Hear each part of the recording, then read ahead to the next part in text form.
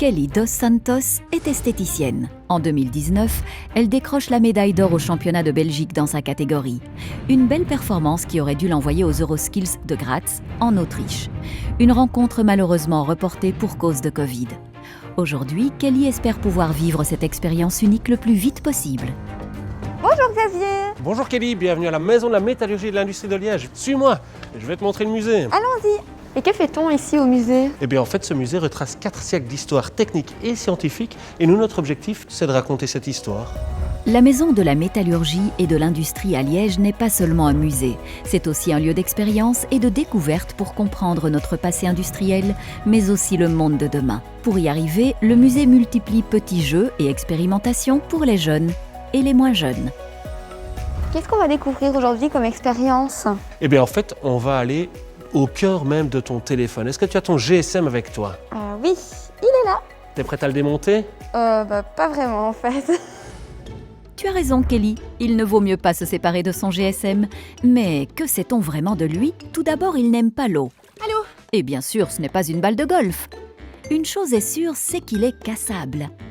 Et aussi un GSM, ça ne se mange pas. Dans le téléphone, il y a plein d'éléments différents, notamment la structure en aluminium. Ton GSM, il renferme 60 éléments. Et ces éléments-là, on les retrouve où? Dans le tableau de Mendeleïev.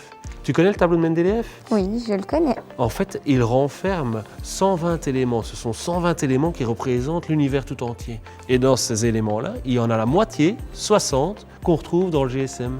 Eh ben, non. Alors, évidemment, tous ces éléments, par exemple le plastique, par exemple l'aluminium, ce sont le résultat de transformation. Regarde ici, on a différentes ressources, différentes pierres qui font toutes partie, qui ont toutes été transformées et qui font toutes partie du coup du téléphone. Maintenant, Kelly, on te propose de retrouver les différents éléments qui composent ton GSM à l'aide d'indices répartis sur une série de fiches. Sinon, il y a le mica. C'est quelle pierre ça à ton avis? Je dirais que c'est celle-ci. C'est celle-là, oui, tout à fait, tu as raison. Eh bien, on peut dire que tu te débrouilles pas mal.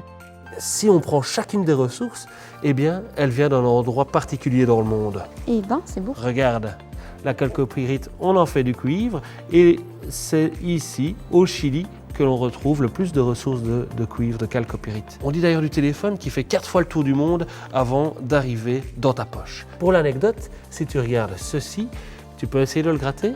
Oui. Est-ce que tu as une petite poudre sur le doigt? Oui. Un petit peu, hein. Eh bien en fait, c'est simplement parce que le mica, on s'en sert notamment pour faire du fond de teint. Ah, d'accord. Comme tu le vois, Kelly, ces éléments se retrouvent même dans ton quotidien d'esthéticienne, mais aussi dans les batteries de voitures ou encore dans les panneaux solaires. Autant dire que comprendre leur rôle est essentiel pour notre futur. Et ça, quel que soit notre métier.